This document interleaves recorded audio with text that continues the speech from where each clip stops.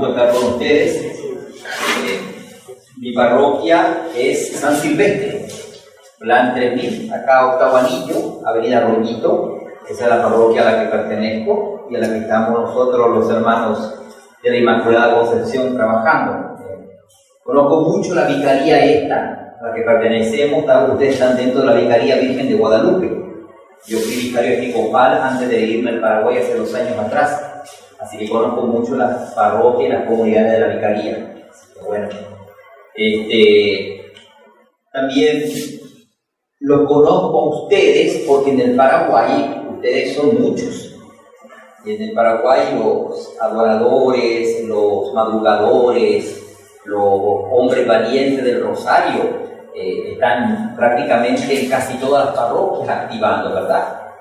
Son muy conocidos, tienen una polera celeste con el rosario, todo. O sea, muy interesante el trabajo que hacen en el Paraguay.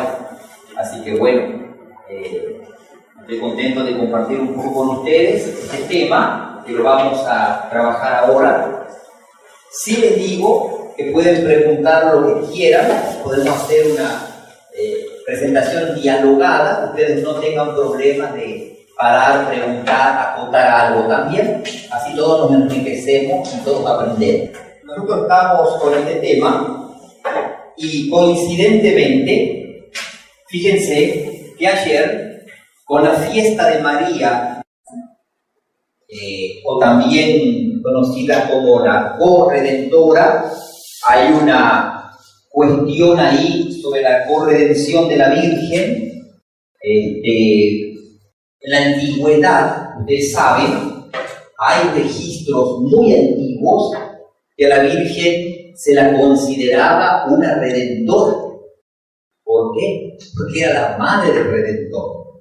Después la teología se ha ido madurando en eso y también con las fuentes bíblicas que tenemos sabemos que para diferenciar el papel de la Virgen con el del Señor Jesús, Jesús es el único Redentor.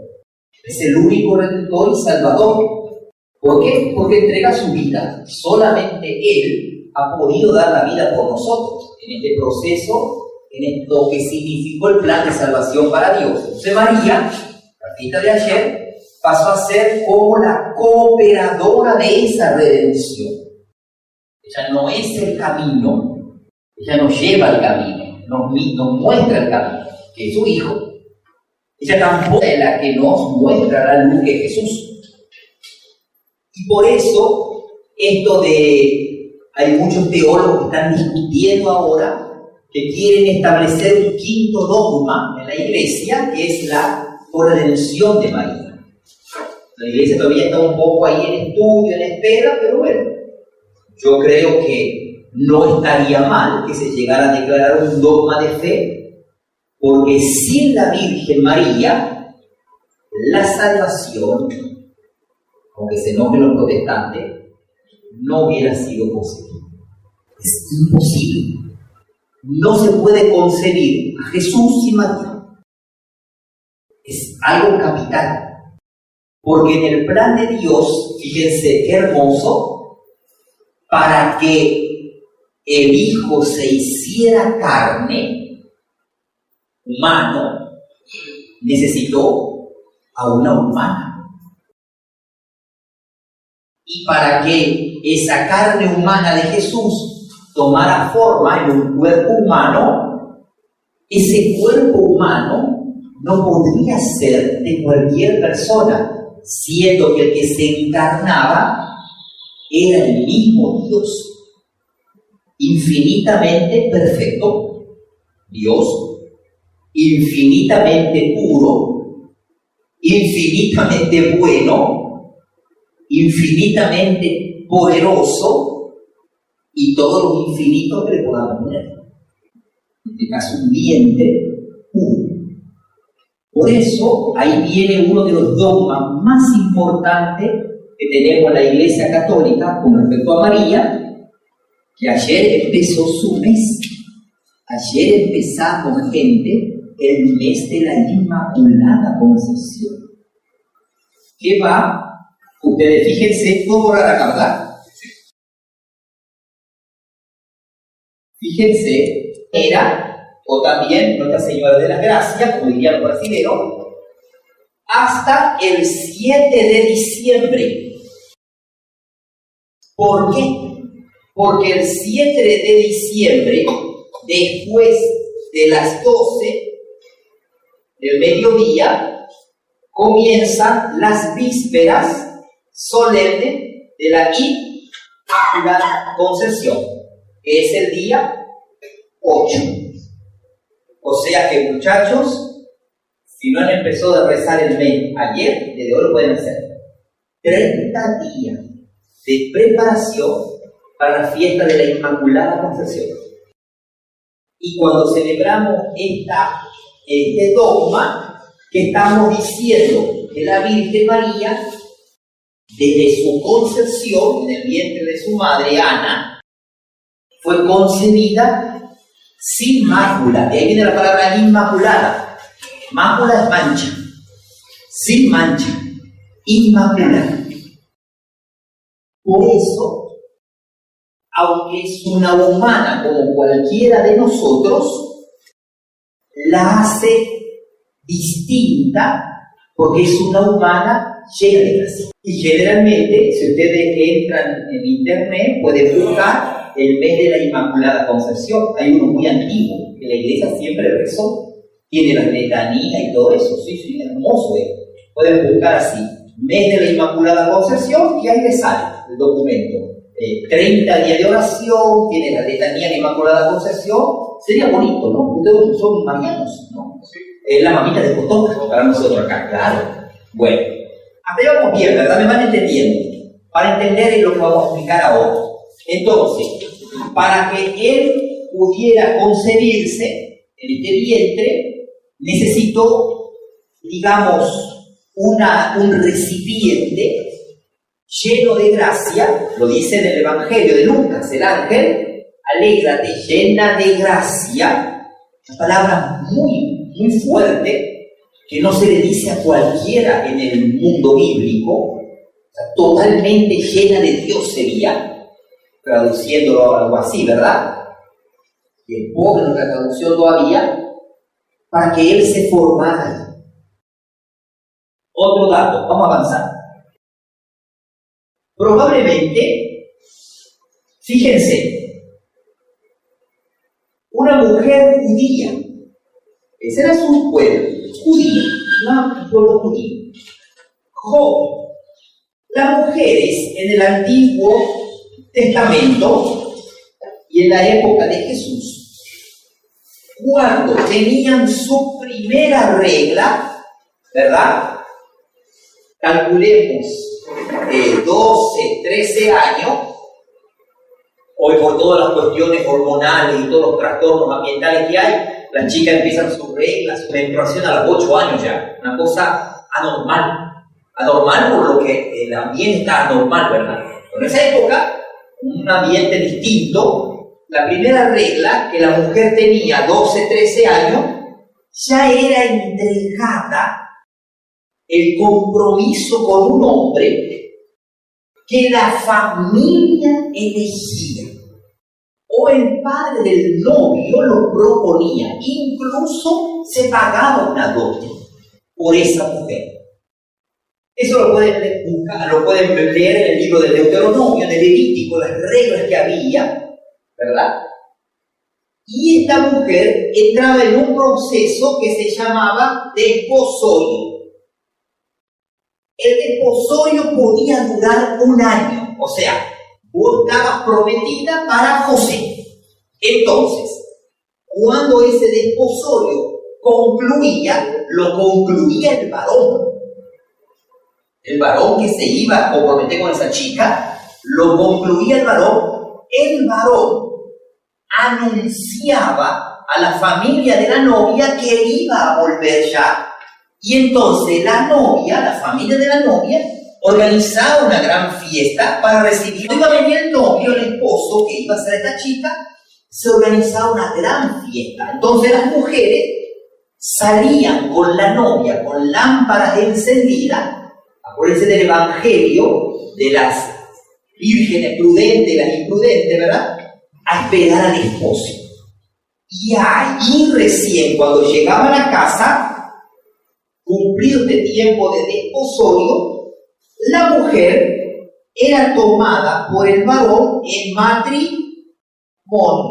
Y ahí sí venía la relación sexual, y que encima había que comprobar que la novia era virgen, sexualmente hablando. O sea que en la noche de la unión sexual se tenía que demostrar. Si no se llegaba a demostrar la virginidad, dice el libro de Levítico, esta mujer era sacada de la ciudad y muerta, lapidada. Era la reina. Bueno, hasta ahí vamos bien, ¿verdad? Entonces, fíjense, una mujer judía, joven, virgen, ella era virgen, y probablemente cuando queda embarazada del niño Jesús, tenía esta edad. Estamos hablando de una niña, gente. Una chica de 12, 13 años, para nuestra sociedad, es una niña todavía. Por más que sea una adolescente ya. Para la época de Jesús ya era una mujer que podía ser madre. Obviamente, con las restricciones que tenía la ley, la mujer no tenía derecho.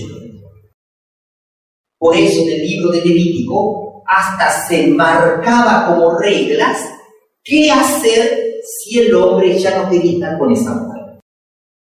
La podía despedir hasta porque si la comida no le gustaba al tipo. ¿Hasta ahí vamos bien? ¿Preguntas hasta acá? ¿Dudas? Bueno, entonces, en este proceso, para ubicarnos textualmente en esto, contextualmente, en este proceso viene la anunciación. Y la anunciación trae una gracia, que es la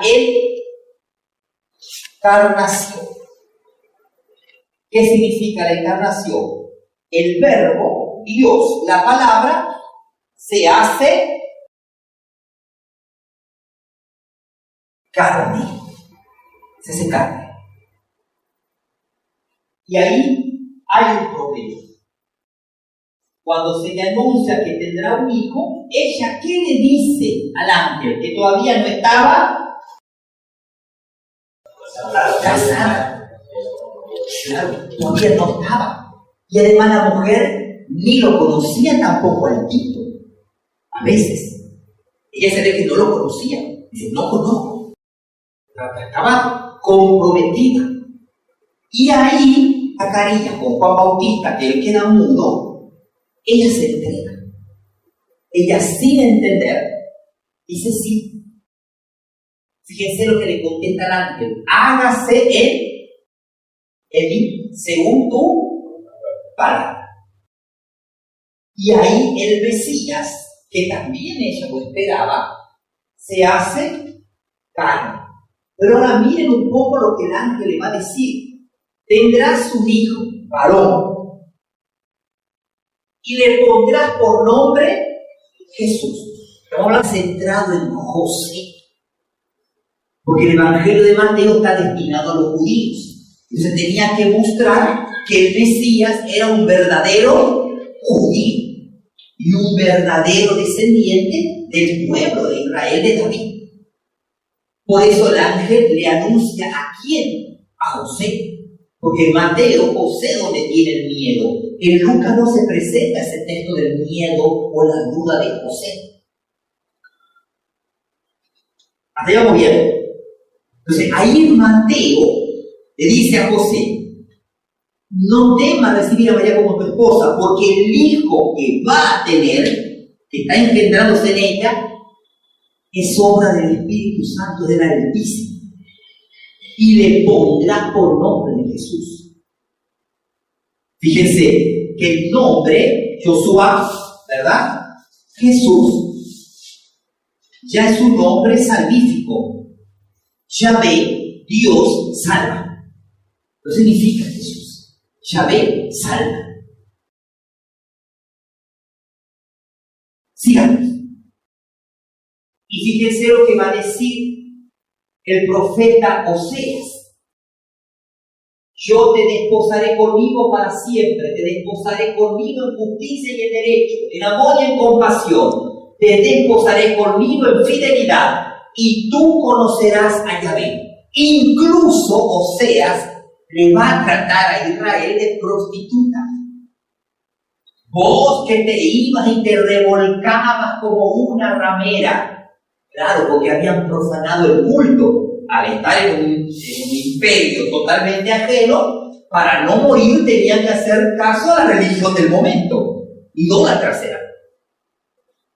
Y después dice este texto tan lindo: por eso te voy a llevar al desierto, te voy a hablar, como escucharon en Adviento, y te volveré a desposar. No me importa lo que me haya sido infiel, y te volveré a desposar.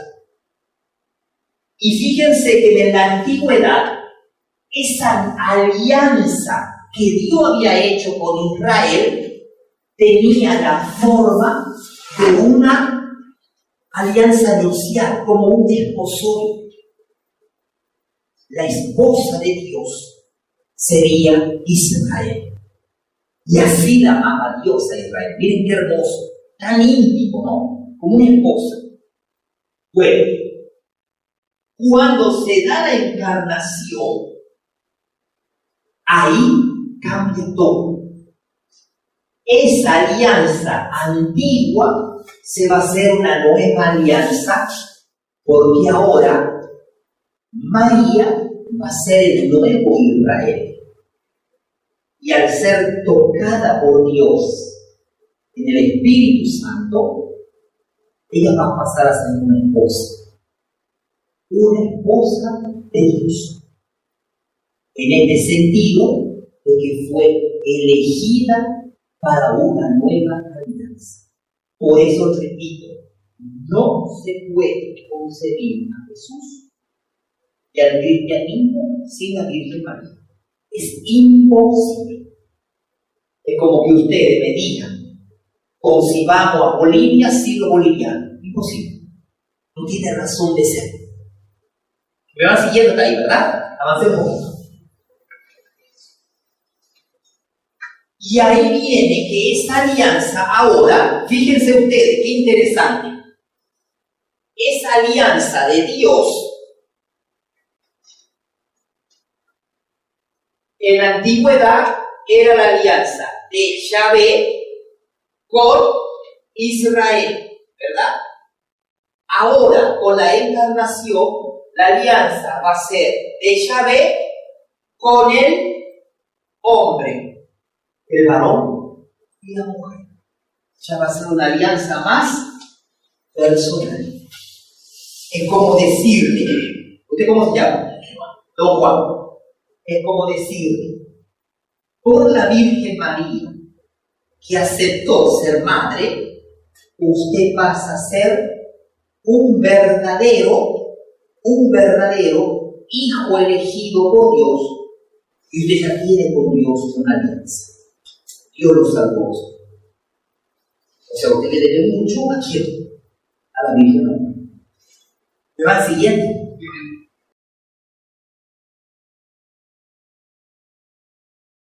Fíjense lo que va a decir el Papa Juan Pablo II cuando le preguntan el desposorio de María, con el Espíritu Santo, templo del Espíritu Santo, esposa del Espíritu Santo, se dice María. El Espíritu Santo que desciende sobre María en la Anunciación, fíjense, es quien en la relación trinitaria expresa en su promesa, en su persona, el amor nupcial de Dios, el amor eterno.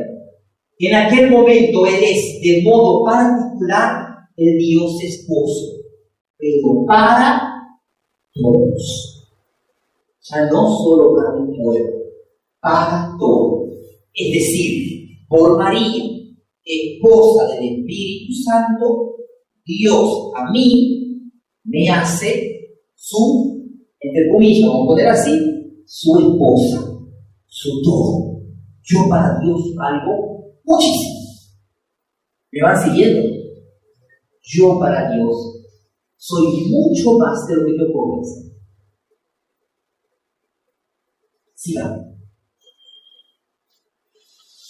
Fíjense, muy limitada. Porque ahí viene el tema del pecado.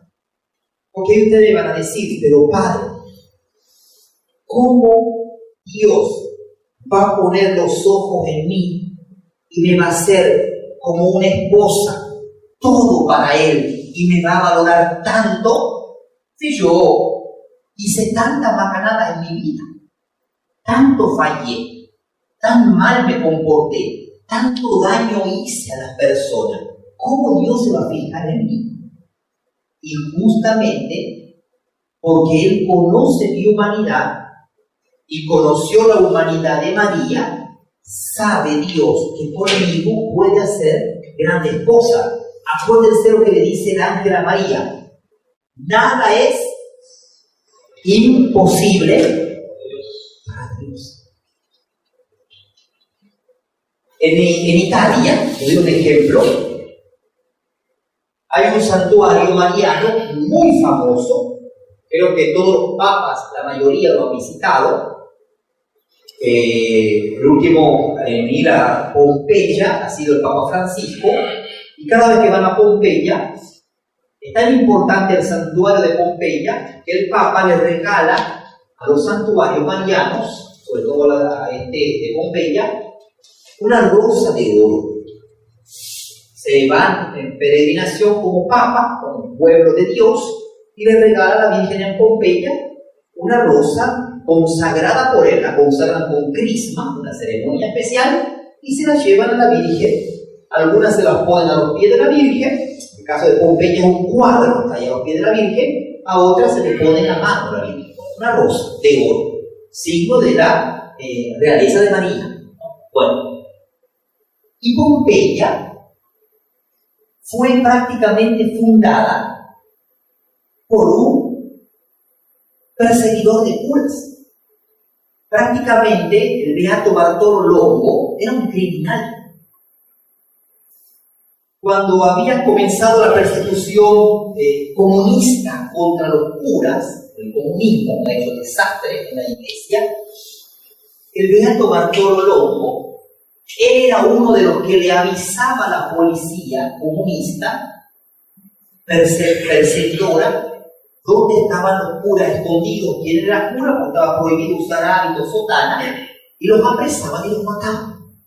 Él mismo era del partido político también, en contra anticlerical, le perseguía a los curas, los insultaba, etc. Hasta que viene una visita de la Virgen en Pompeya, donde se venera este cuadro maravilloso de la Virgen del Rosario, y cambia totalmente su vida. Y él va a ser uno de los principales propagadores del culto a la Virgen de Pompeya, del Rosario de Pompeya. Y su cuerpo, ahora es beato Bartolo Longo, incorrupto, porque no se pudrió el cuerpo del santo, está sepultado en Pompeya. Díganme, ¿qué Dios nos puede hacer en nosotros? No, nada es imposible para Dios. Entonces, fíjense, valemos mucho. En 26, que muere San Francisco, la iglesia le llama a la Virgen esposa del Espíritu Santo, de Dios. Y ustedes fíjense que en realidad, si María es hija, es porque ella, obviamente, como toda judía, también tenía un padre, que es Dios. Solo que Dios vino a la tierra, se hizo carne, vamos a celebrar dentro de poco Navidad, y entonces necesitó de una madre. Entonces María ahí pasa a ser madre de el Hijo. Y como el Hijo es Dios, se le dice a María madre de Dios. Porque si no caeríamos en la herejía del concilio que Éfeso tuvo que parar después del 400, que no creían que María sea madre del Dios Hijo. Solamente creían que era madre del cuerpo humano de Jesús, nomás, de la naturaleza humana. Y negaríamos la verdadera integridad de Jesús, verdadero Dios y verdadero hombre. Menos semejante, dice el apóstol Pablo, semejante en todo, menos en él, claro, porque es Dios. ¿Me van entendiendo esto? Entonces, ella, como verdadera hija de Dios, judía, ella vive esa condición. Es una madre, pero hija también. ¿Por qué? Porque es hija de Dios. El Dios en el que ella creyó es su pueblo judío, es su religioso, Yahvé. Solo que en este plan de salvación, acá viene esto, el plan de salvación, Dios necesitó rescatar a la humanidad. Y ahí viene otro problema. El demonio. Que aunque yo lo diga con vergüenza, me van a disculpar ustedes, pero hay muchos curas, teólogos, biblistas, monjas, que no creen en la existencia del infierno. Es increíble. Por eso estamos como estamos. Gente, acá el hermano recién empezó, pase tranquilo, recién empezó el hermano algo que presentó, ¿verdad? Del libro del Apocalipsis. El diablo le prometió a Dios que iba a destruir a sus hijos. ¿Y qué es lo que más le duele a un padre? Ustedes creo que la mayoría son padres, ¿verdad? Algunos serán abuelitos también ya, ¿verdad? ¿Qué es lo que más le duele a un padre, gente? Que le toquen a su hijo, a sus hijos. El demonio, en esta lucha espiritual contra el mal y el bien, la lucha no es contra amigos. Por eso fíjense el libro del Apocalipsis, capítulo 12, 13, Miguel, el general del ejército divino, bien, ¿quién como Dios? ¿No ven su nombre? Fíjense el nombre del demonio, contrario a Miguel, yo soy más que Dios. Es un héroe del mal. En cambio Miguel, su nombre, ¿quién como Dios? Bueno, el mal le prometió a Dios que iba a destruirnos a nosotros. ¿Por qué? Porque desde la caída del hombre, el mal le quiso demostrar a Dios que no podía confiar en nosotros y que Dios se había equivocado en crearnos, que nosotros éramos un error. ¿Y qué es lo que más le dolió al desgraciado? Que Dios decide venir Él mismo a rescatar a sus hijos, haciéndose como uno de nosotros. Y lo que menos le perdonó, que Dios elige a una mujer, a una criatura inferior al demonio, porque es un ángel, un espíritu, para que ella sea la madre de ese niño. Por eso, la lucha es contra fuerzas que no vemos espiritualmente. Por eso hay que tener mucho cuidado. Por eso el plan de salvación fue muy bien programado por Dios, porque cuando el Hijo muere en la cruz, ahí está lo que se llama la redención. Por eso Él es el único redentor. El demonio sabe que ya fue derrotado. Y como sabe que ya fracasó, que fue derrotado, entonces lo único que le queda al desgraciado es destruir a los hijos de Dios. con apariencia de bien. Fíjense, ¿cuáles son los pecados favoritos del demonio? El placer, el dinero, el poder. ¿Para qué? Para volvernos insignificantes. Hay que tener mucho cuidado, gente, con estas cosas. Porque el diablo, como un buen psicólogo, conoce de pe a pa. Lo único que él no sabe es lo que siento y pienso. Porque no puede penetrar en mi corazón, no es Dios. Pero sí me escucha lo que hablo y ve lo que hago. Y él sabe por dónde me va a venir. Por eso fíjense qué sabio el Señor, Padre nuestro, al final. No nos dejes caer en la tentación y líbranos del demonio. Verdadero devoto de la Virgen María tiene ganado el cielo, asegurado el cielo, cuando va a decidir y elegir vivir para el plan de Dios. Lo contrario sería ser devoto de la Virgen y llevar una vida, perdónenme la palabra, llevar una vida de mierda. Y destruir a los que viven en la naturaleza. O sea, es una falsa ilusión.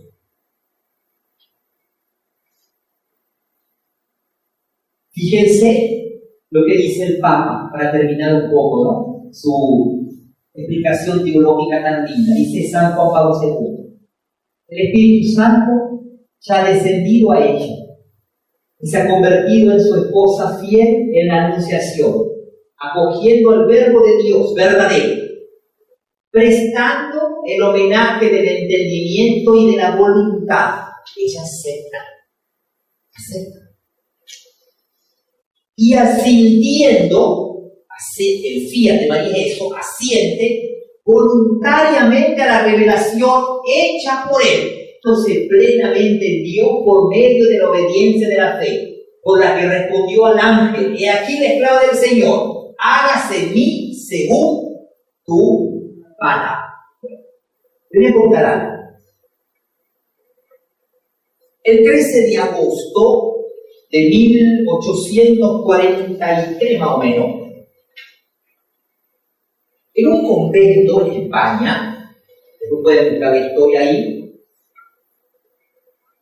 una monja concesionista, monja de clausura, de la orden de las concesionistas, tiene una visión, rezando en la capilla. Se le aparece la Virgen María y al mismo tiempo aparece San Miguel Arcángel con una pequeña estatuita en las manos. La Virgen le dice a San Miguel Arcángel que le entregue esa estatua a la Madre Patrocina, a la monjita, y le dice: yo soy la Virgen María y quiero que me honren con el título del olvido, triunfo y misericordia. Porque ustedes se han olvidado de mí. Yo voy a triunfar sobre el mal. Y luego dice que aparece el demonio en forma de dragón, que parecía que la quería devorar a la pobre monjita, y ella lo amarra y lo encadena a sus pies. Y yo, todo el que me venere y me honre, tendré misericordia de ustedes. Por eso esa devoción se conoce como Nuestra Señora del Olvido, Triunfo y Misericordia. Y ahí la Virgen le va a decir a Sor Patrocina que iba a sufrir mucho, que ella la iba a cuidar, pero que tenía que ser venerada para que España sea liberada del mal que en ese momento en ese pueblo, Guadalajara, de España, ya empezó a ser un caos, la Amazonía. Bueno, Madre Superiora le dice: madre, ¿han visto ustedes una imagen así, así? Y la madre dice: no hemos visto ningún lado. Bueno, de pronto las hermanas le hablan a la hermana Patrocinio y encuentran una pequeña estatuita misteriosa de no más de 30 centímetros con la Virgen María y el niño en los brazos, solo que lo tiene en el brazo derecho. Y en la mano izquierda, tiene la mano así, tiene una piña, un ananá, que significa la unidad que ella quiere que reine. Bueno, le llaman al cura de la orden franciscana, que estaba ahí cerca, el capellán del convento, y le presentan la imagen. Claro, locura, en su momento es la locura de monja, ¿verdad? La Virgen desaparece al frente del cura, la estatua, y después misteriosamente vuelve a aparecer. Y el cura perdió. ¿Qué hizo el gobernador de Guadalajara? Mandó quemar el convento. La madre Patrocinio tuvo que emigrar y vivir exiliada en España, en Francia, más de 27 años. Destruyeron el convento. La imagen se salvó. Ahora se la venera ahí en su santuario, en Guadalajara, en México. Después pueden ver, están las oraciones, todas las novenas de la Virgen del Olvido, Triunfo y Misericordia. Yo he tenido la dicha que cuando llegué acá a Bolivia, estaba en Bolivia, en el Paraguay, cuando estuve en Paraguay recuperándome mi salud, el año pasado, yo pedí a las hermanas del convento, no pasó ni un mes, y las hermanas me mandaron la estatua de la Virgen. Es bellísima, pequeñita es. De regalo con una señora que vino de España a Paraguay. Y están ahí las novenas, las oraciones que le pueden hacer. Tan es así que inclusive un historiador muy famoso en España cuenta que hasta en el Vaticano los masones frenaron el proceso de canonización de la Madre Patrocinio, siendo que ella salvó a España de la iniquidad de todas las logias masónicas en su momento. Sigamos. Yo conozco lamentablemente religiosas y sacerdotes que se van a la capilla con el celular. Poner el celular. Y el celular no sale de la mesa, de nuestra casa. Cuando neurocientíficamente está comprobado ya que el uso excesivo del celular nos hace más boba, porque destruye unos órganos que tenemos en el cerebro que se llama hipocampo, o atrofia, o achicharra, que es el centro, fíjense, piensen de los chicos ahora, el hipocampo es el centro de la atención, la memoria, el aprendizaje y de la capacidad de enfrentar los problemas de la vida.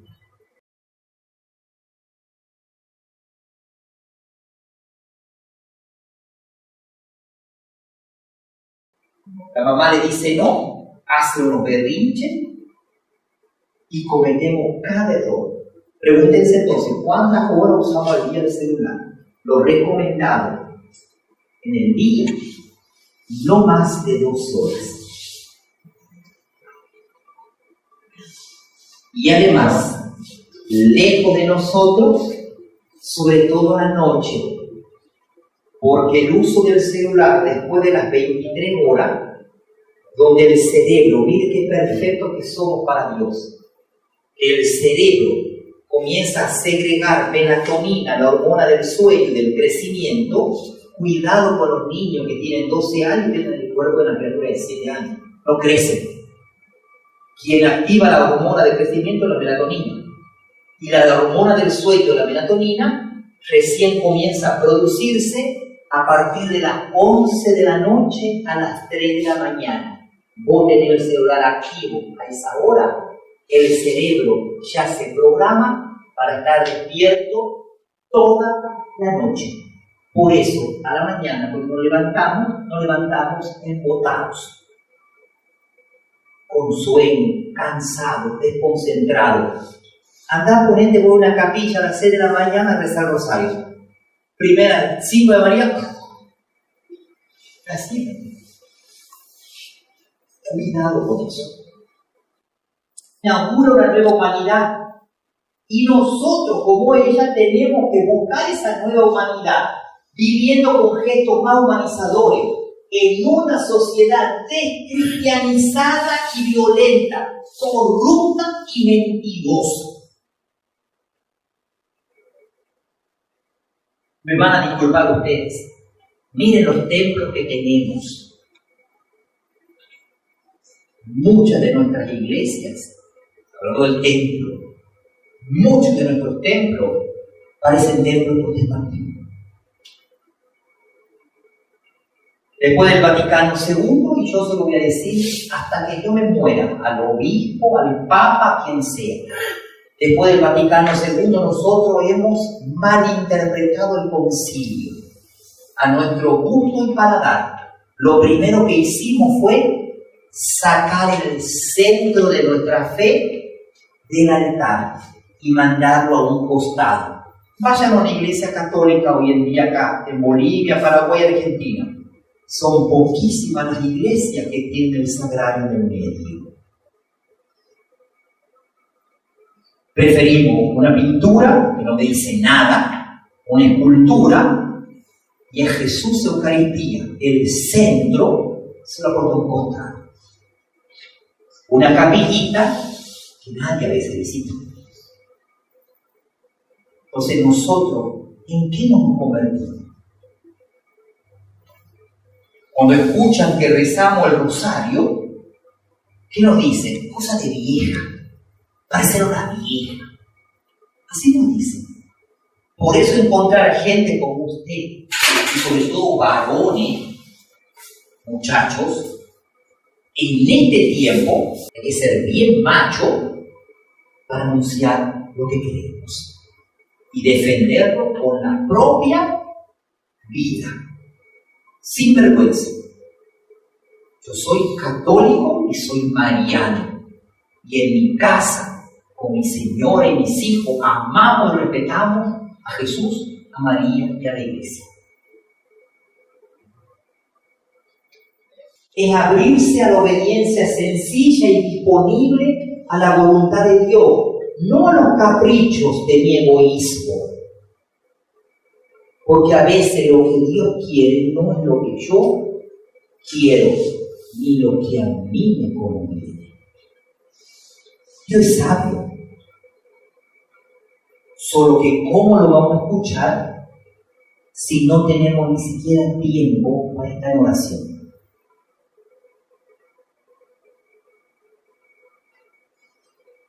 Vamos terminando. Yo les dejo a dos preguntitas para que ustedes después mediten, muchachos. La primera sería: ¿a qué me compromete una devoción sincera a la Virgen María? ¿A qué me compromete? Porque de acá ustedes se van a tener que ir con un compromiso, ¿no ven? Especialmente cuando lleguen a su casa mañana. Ustedes, muchachos, vayan con la frente bien alta. Porque no hay hijo de María que no salga vencedor en la tentación, en la lucha contra el mal, cuando se la invoca a ella. Y la otra pregunta que habría que hacerse: ¿qué necesito cambiar en mi vida personal? Dicen cada uno, gente, para que mi respuesta de fe sea un sincero sí como el de María. Entonces, habrá cosas que voy a tener que cambiar. Si antes tomaba en la semana, el fin de semana, 5 cervezas, y mi mujer se plaguea por eso, se enoja, bueno, voy a tomar unita nomás. O sea, es cosa concreta. Si no le tengo paciencia a mis hijos, lo voy a tener más cerca mío. Vení, papá, vamos a conversar. A papá, que te ama mucho, no le gusta a él. Le duele que vos hagas eso. En gesto concreto. En gesto concreto. Y con su señora ni hablando, Porque las señoras, las mujeres, muchachos, nosotros somos varones, ustedes tienen su esposa. Las mujeres, psicológicamente, en nosotros los varones, se sienten seguras. Buscan seguridad y apoyo. Por eso en la figura familiar, el papá es el que marca la ley y el orden.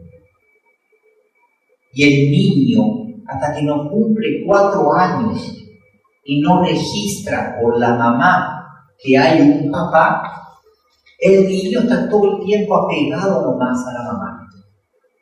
Y cuando aparece la figura del papá, que él toma conciencia que hay un tercero, el niño aprende lo que es orden y ley. Por eso en la familia, en el matrimonio, la figura de ustedes, los papás, es muy importante. Porque ustedes marcan ley y orden. Si no, los niños, jóvenes y después adultos, crecen haciendo lo que se les da la gana. Porque hay gente que no tiene límite en la vida. Porque tiene una figura de autoridad deficitaria, no existe. Miren qué sabio es Dios. Podía haber hecho que el niño Jesús se críe solito con la Virgen, ¿no ven? ¿Y a quién lo buscó Jesús? Perdón, Dios. A José. Y según una tradición, probablemente cuando José se hace cargo del embarazo de María, no tenía más de 17 años. Era un pendejito. Era un pendejito. O sea, nuestro padre era un joven, era un pelado. Y fue un gran padre. Porque hay que tener huevo, coraje, para huir como un criminal huyendo de la policía y vivir como migrantes, no conociendo ni la cultura ni el idioma. Y el temor de que cuando muere Herodes, él todavía invoca a Dios y Dios le dice que podía volver, porque los que buscaban matar al niño ya habían muerto. Pero como estaba todavía el hijo de Herodes, que era un degenerado, Arquelao, José, en su prevención humana, tiene miedo. En vez de irse a Belén, se va a Nazaret, donde Jesús vivió con él y con ella más de 30 años oculto. Por eso la misión pública de Jesús, después de esos 30 años de Nazaret, no duró más de 3 años. Fue muy cortita. Su muerte. Por eso, gente, tenemos un papá grande, un modelo de papá, de varón y compañero. ¿Les parece? Vamos a dejar acá al demonio. Entonces, en ese plan de salvación, ¿verdad? Fíjense, para que ella sea madre, es el que va a fecundar su humanidad.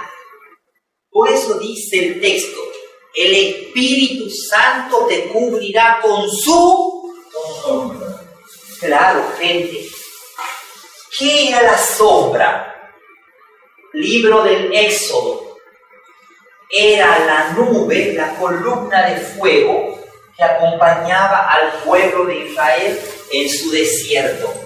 ¿Qué es? O sea, que el Espíritu Santo, Dios, hace su...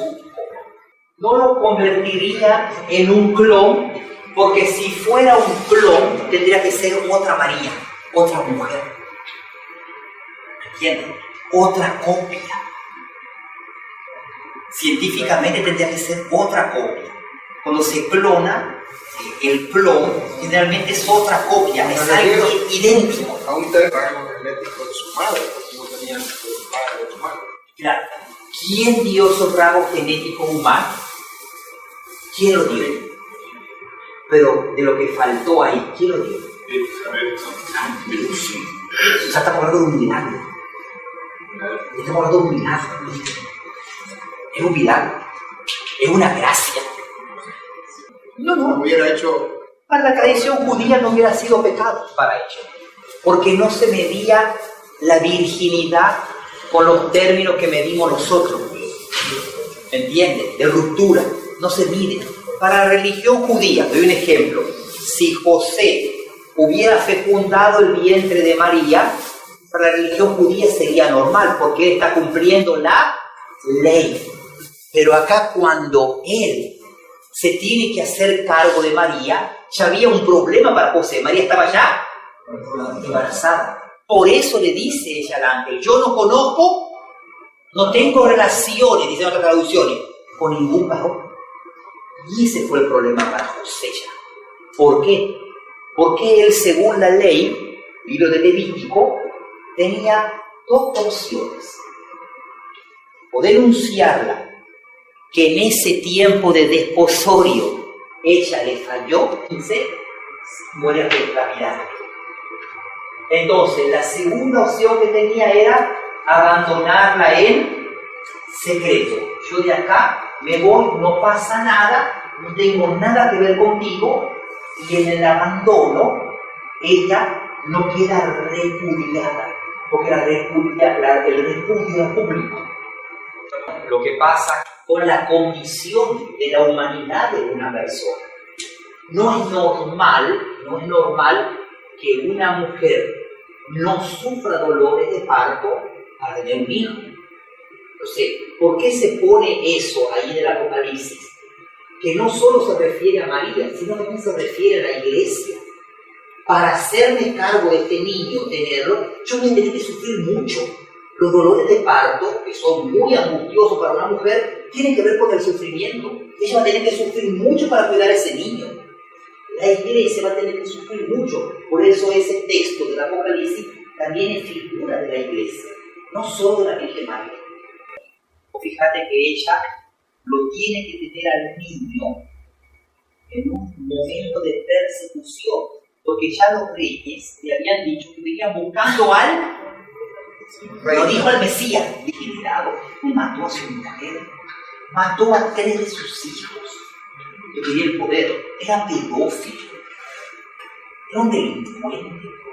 Por eso dice que muere de una manera tan asquerosa, que se llenó de gusano, que los sirvientes ni siquiera se podían acercar a darle de comer al tipo, porque estaba podrido en vida. Y en ese contexto, claro, imagínense la locura que el tipo le dio en la cabeza, esa profecía, porque claro, él creía en la profecía, era una amenaza para su trono.